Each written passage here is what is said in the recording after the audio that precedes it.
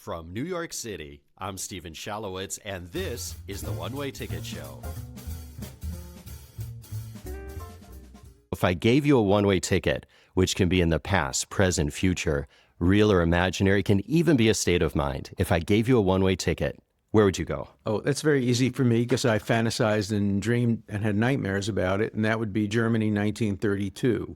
I would want to have been in the belly of the beast when the Holocaust was beginning.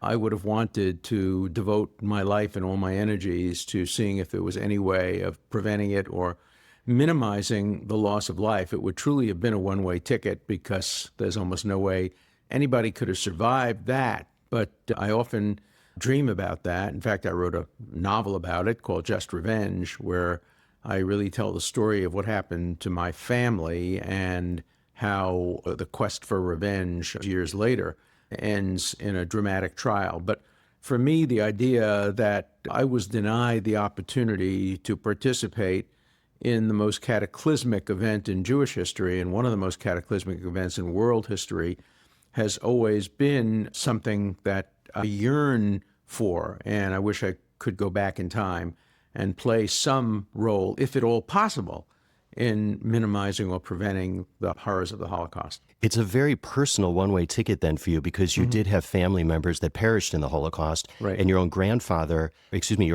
I believe, helped to save Jews. My grandfather, mostly. My grandfather with the help of my father, but my grandfather, who was very poor, small guy in Williamsburg, had a little shul in Brooklyn, and he found that 29 members of our family were living in Brno, Czechoslovakia, and he managed to get false affidavits for all of them.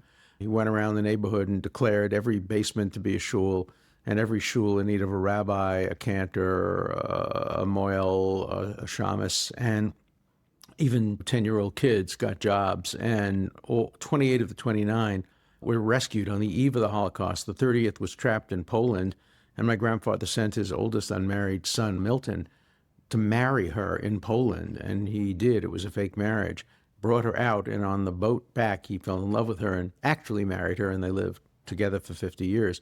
So for me, yeah, and I recently went back to Poland, where my family came from, and went to the small town where much of my family had emigrated. And what's the name of the town? Where it's called Pilsno. It's to the south of Tarnów and Rzeszów, and about 100 miles to the east of Krakow. And when I was there, we hired an expert on Jewish genealogy, and he told me some just terrible stories about my own family, how a 15-year-old girl who was very beautiful was taken as a sex slave by the Nazis and then murdered, and how her slightly older brother was the secretary to the commandant at Auschwitz and was hanged. And everybody in that part of my family died except one person who was in the underground and made it to the United States. Of course, I have a personal interest, but I also have an interest as a person who cares deeply about human rights, who cares deeply about the Jewish community. And it's frustrating to look back and wonder what could have been done. Let me give you a few examples just out of the blue. So there's an island called Rhodes, which is a Greek island, but probably halfway between Greece and Israel, not too far from very close to Turkey. And Jews had lived in Rhodes since the Babylonian exile, and they were not rich. They were not Jewish capitalists. They were tradesmen. They were leather workers. They were people who engaged in small trade. And they were safe under Mussolini when Mussolini was in control of Greece. But once Mussolini was killed and Hitler occupied Italy, took over Greece, they never warned. Nobody warned. The Jewish community in America, the Jewish community in Palestine, the Jewish community, what was left of it in parts of Europe, never warned the Jews of Rhodes of what was going to happen to them. They could have easily just taken rowboats and rowed to Turkey, a neutral country, and been saved. But nothing was done, and virtually every member of the Jewish community of Rhodes was taken by boat to the mainland, shipped by train to Auschwitz, and murdered. On a larger scale, what happened to the Jews of Hungary, who also were not harmed particularly until the very end of the war, and there weren't enough sufficient warnings to help them escape. Zell tells the story about how shocked he and every member of his family was when they came to pick them up. Nobody had warned them. Nobody had cautioned them. And I just think that more could have been done, and that's why I put myself back at a place where, if it was at all possible, I know I would have done whatever I could have to help save as many Jews as possible. I did have the opportunity to do that on a much smaller scale with Soviet Jewry, and on a different scale. Of course, I've spent a lot of my life defending Israel from threats, both external and internal, but the greatest tragedy that ever befell the Jewish people was the Shoah, the Holocaust. And for me, it would have been very important to my life to have been able to do something, even if it was futile, even if I couldn't do it successfully, just to try to do something to save the remnants of Europe. An entire civilization was destroyed. One of the greatest civilizations in the history of the world, which will never be replicated, that is Eastern European, Yiddish-speaking Judaism, secular Judaism, religious Judaism, every kind of Judaism. It was an entire civilization. Some of it moved to Israel, some of it moved to the United States, some of it moved to where I was born in Brooklyn. But we'll never see a situation of the kind that was in Poland, where 3 million Jews lived vibrant lives. The new museum in Warsaw tells their story. Or the Jews of Lithuania, which was the Jerusalem of Europe, where some of the greatest Talmudic and secular writings grew, and artistic. We'll never see that again. It was the death of a civilization. And could it have been prevented? Nobody knows. Could greater efforts have been made? Yes. How implicit do you think was the U.S. government in not helping the Jews? I think about, for example, in 1939, the SS St. Louis, when Cordell Hull, Secretary of State, advised President Roosevelt not to take the ship after it was denied entry into Havana. There's no question that the State Department was dominated by virulent anti-Semites, and the man put in charge, who has a statute to him in the State Department, was a horrible anti-Semite who wrote memos that have now come to light about how to keep the Jews out. And then, of course, you had senators like Senator Bilbo on the floor of the Senate using words that nobody would use today on the floor of the Senate to describe Jews. The same thing was true in England, although Churchill was a Philo-Semite and loved the Jews. He didn't do enough. The failure to bomb the rail lines at Auschwitz, the failure to make threats against the Nazi leaders, it all came too little too late. And Roosevelt? And Roosevelt, of course, was at fault. It was the world we lived in.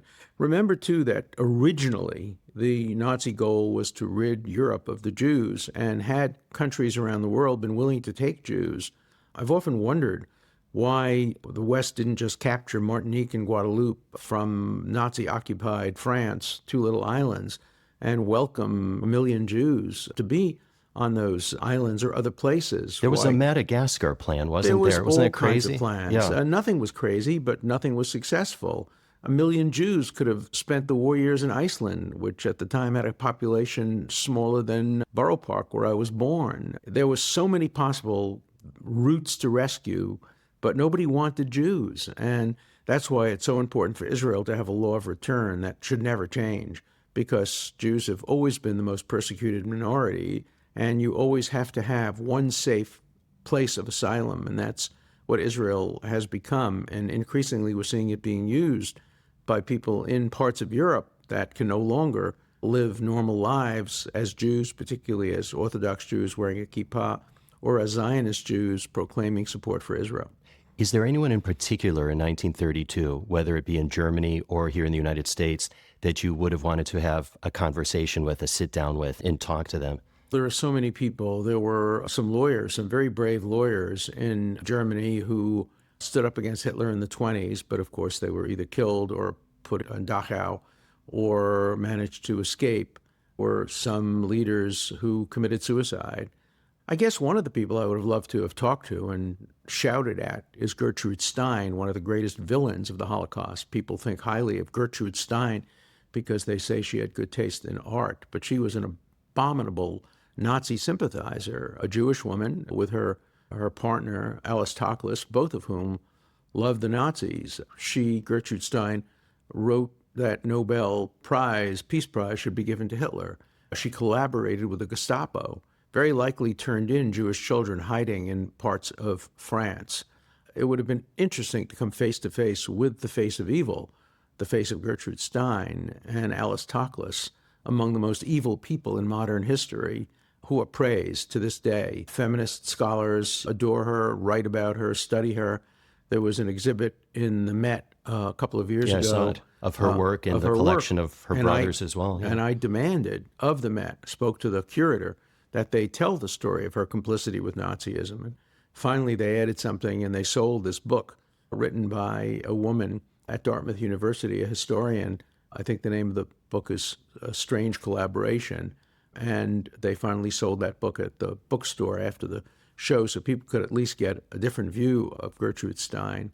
Gertrude Stein ought to be revisited in history, and her true self ought to be exposed. So I would have liked to have a conversation with her and find out what went through her perverted mind. Your birthday is on September 1st, 1938. You were born in 1938, 1 year to the day that World War II started. That's right. Is that something that you think about on your birthday? I do. And my mother thought about it when I was born because she saw, even in 38, what was clearly able to be anticipated. Remember, we were ready. There were threats against Czechoslovakia. There were all kinds of signs that a horrible cataclysmic war would take place. And so I remember she told me that when I was born, she wondered where her next child would be born and whether war would come to our shores. We were fortunate that they didn't come to our shores. But the other place, you asked me where I'd want to go to, and it clearly would be into the belly of the beast. But if I had to be located only in the United States, I wish I had been born 25 or 30 years earlier.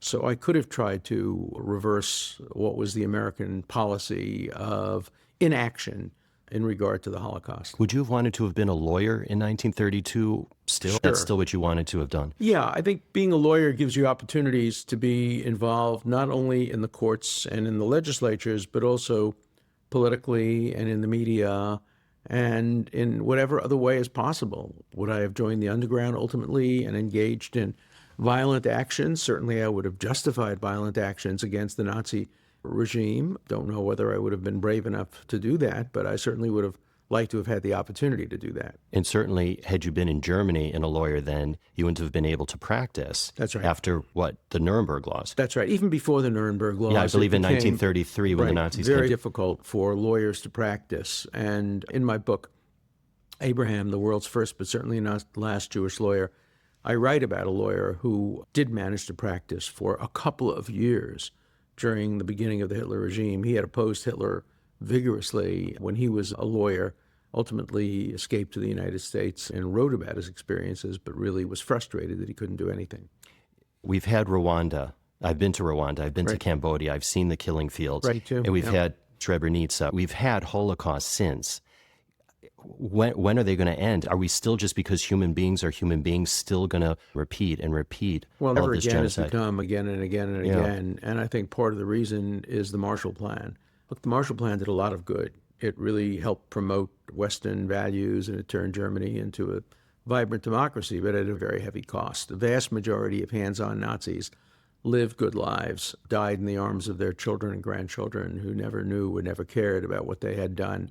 I'm somewhere between the Marshall Plan and the Morgenthau Plan. The Morgenthau Plan was to turn Germany into a desolate agrarian country for at least 50 years, close the museums, close the symphony halls, and really collectively punish the people of Germany, who would have overwhelmingly voted for Hitler in a free election. In 1938, he would have won 90-10.